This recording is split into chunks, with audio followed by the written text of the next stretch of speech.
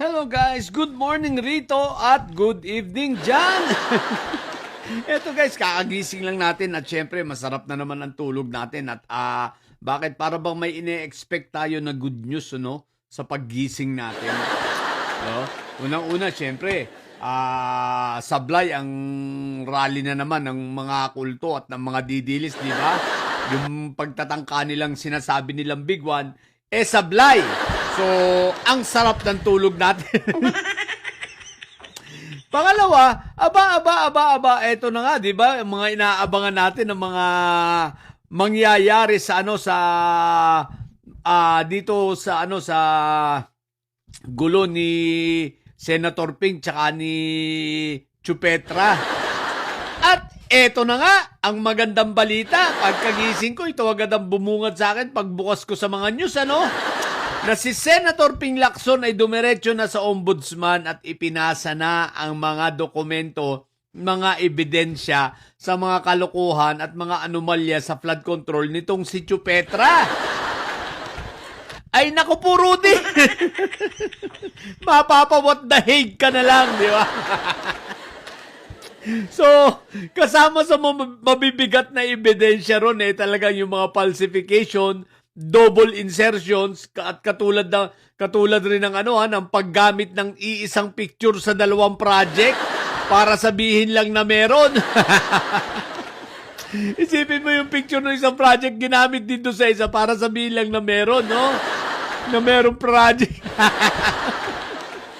So anong ibig sabihin nito, guys? Naku.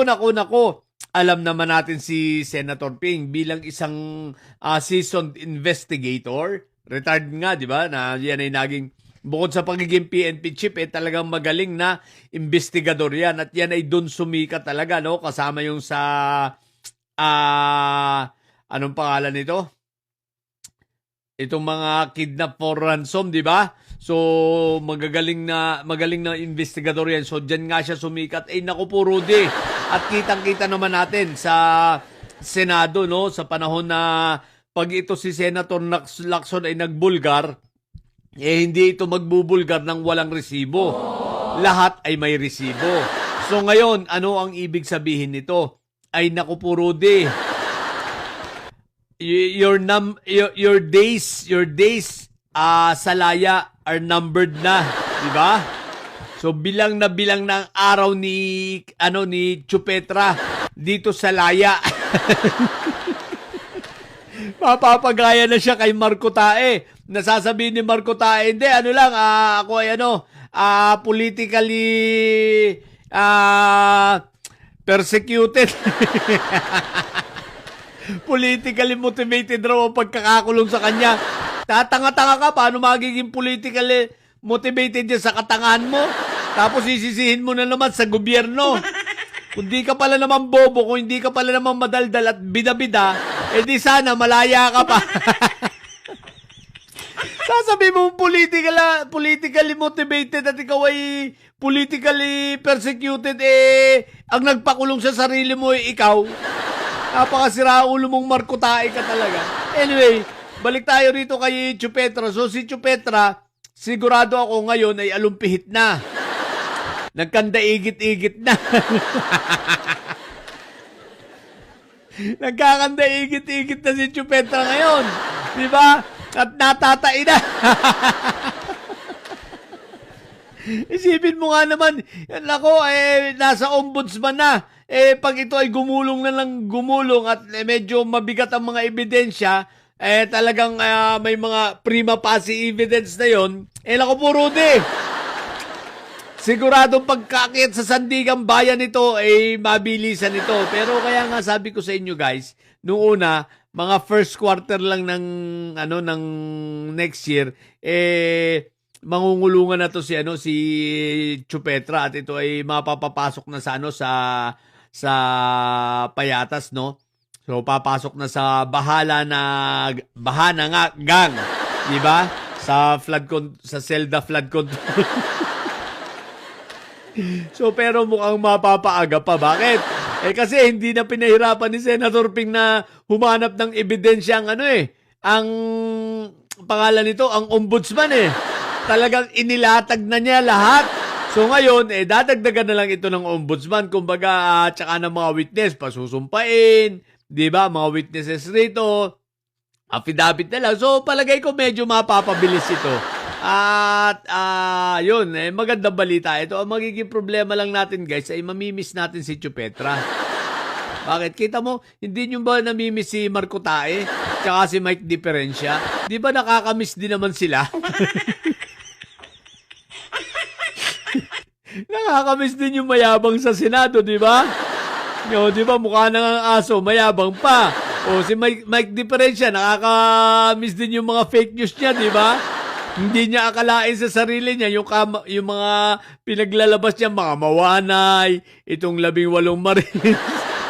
Hindi niya akalain na sisingilin siya sa bandang huli at ayan na nga, pinagbabayaran na niya. Aba, wala pa yung warrant of arrest ng asawa niya ha, tsaka ng mga anak niya ha. O dahil sa kagaguhan niya, talagang sinagad na ng kalikasan ang karma sa kanya.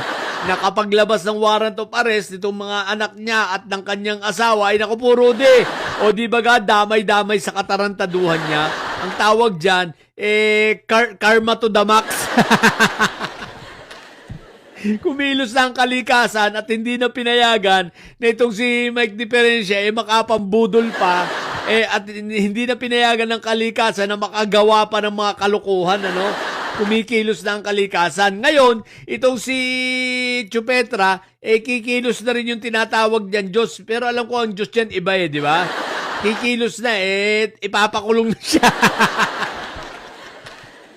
Sasabi, walang talab yung panalangin. Akala ko ba ang lakas ng panalangin ito? Parang yung mga kulto lang, no? Ang lakas ng panalangin daw, bakit nakakulong si Marco Tae? Sabi ng mga kulto, ang lakas daw nila, hindi nila ipapakulong si Marco Tae, bakit nakakulong? Diba? Oh.